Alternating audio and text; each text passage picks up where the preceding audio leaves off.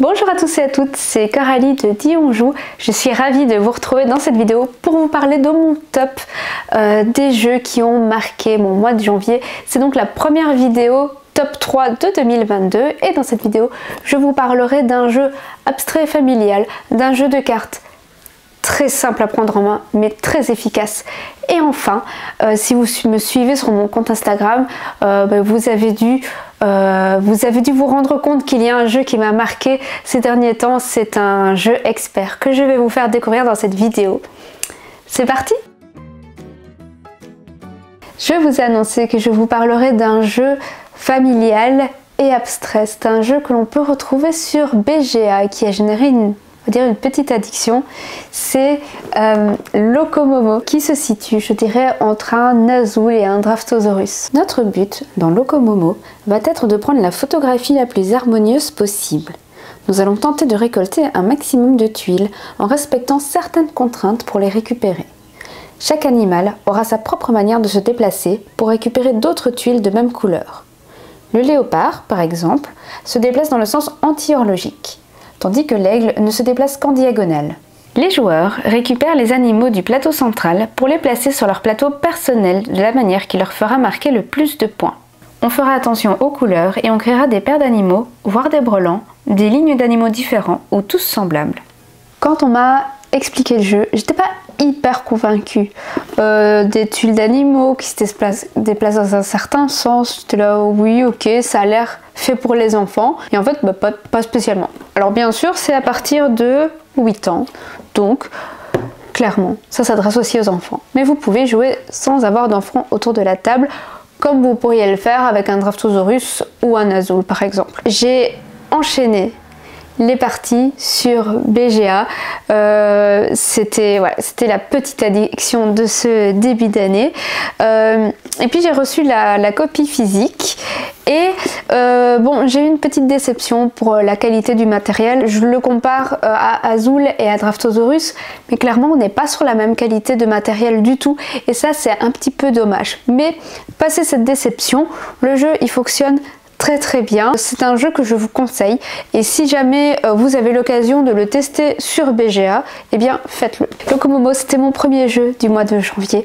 Le deuxième jeu dont j'aimerais parler, c'est un jeu qui est hyper facile à prendre en main et qui pourtant est hyper malin.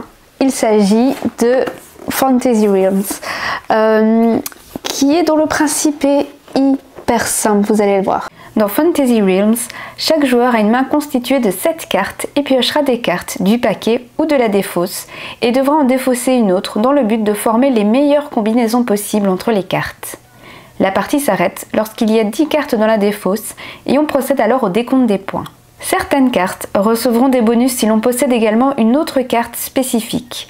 D'autres auront comme effet de masquer des cartes, tandis que d'autres encore nous rapporteront des malus si nous possédons un certain type de carte dans notre main. Ce jeu, il est super bien parce que vous voyez la boîte est grande, mais en réalité, quand on ouvre la boîte, si elle veut bien s'ouvrir, le paquet de cartes, il tient. Donc là, il y a les fiches de score et le livret de règles, mais le paquet de cartes, il tient là-dedans. Ça veut dire que vous pouvez l'emporter facilement partout avec vous, vous pouvez jouer n'importe quand. Donc ça, c'est déjà un point très positif. Et puis, il est hyper malin parce qu'on va essayer de réaliser la meilleure combinaison de cartes possible. Quand on sent qu'on a une combinaison qui fonctionne du tonnerre, on va essayer d'accélérer pour qu'il y ait la 10e carte au centre de la table. Quand par contre, on sent il y a une carte qui nous manque et des meilleures combinaisons qu'on pourrait faire, on va faire un petit peu traîner les choses. Un autre très gros avantage de ce jeu, c'est qu'il se joue de 2 à 6 joueurs et il se joue aussi bien à 2 joueurs qu'à 6 joueurs. Et ça quand même, c'est plutôt rare. Franchement, en jeu de cartes rapide, parce que oui, les parties sont 20 minutes, c'est vraiment un must-have et vraiment un jeu hyper facile à prendre en main, malin, qui devrait, je trouve, se retrouver dans toute bonne ludothèque. C'était vraiment une hyper belle découverte. C'est un jeu auquel, je le sais, je vais jouer hyper souvent et qui ne quittera pas ma ludothèque. Le dernier jeu dont je vais vous parler, c'est un jeu expert dont le thème ne m'attirait mais pas du tout et que fort heureusement j'ai eu l'occasion de tester en festival ce jeu. Il s'agit de Stroganov. Vous incarnerez un membre de la prestigieuse et grande famille des Stroganov. Mandaté par le tsar, vous devez partir explorer les immenses plaines de Sibérie pour satisfaire ses exigences. Un tour de Stroganov est divisé en saisons. Lors du printemps, de l'été et de l'automne, notre cosaque va parcourir les territoires de la Sibérie et pourra effectuer différentes actions comme l'exploration, la chasse, la construction d'avant-postes, le troc et la visite de villages. Chaque hiver, les cosaques rentreront chez eux pour effectuer les préparatifs de la nouvelle année. Vous en profiterez alors pour narrer vos aventures qui seront racontées dans des chansons. Concrètement, lors d'un tour de Stroganov, nous devons avancer notre cosaque, accomplir une action basique et ensuite en payant le prix, nous avons le choix d'une deuxième action basique ou une action avancée. Le travail d'iconographie est excellent et même si ça peut sembler obscur au premier coup d'œil, l'ensemble des actions possibles est très bien représenté sur le plateau.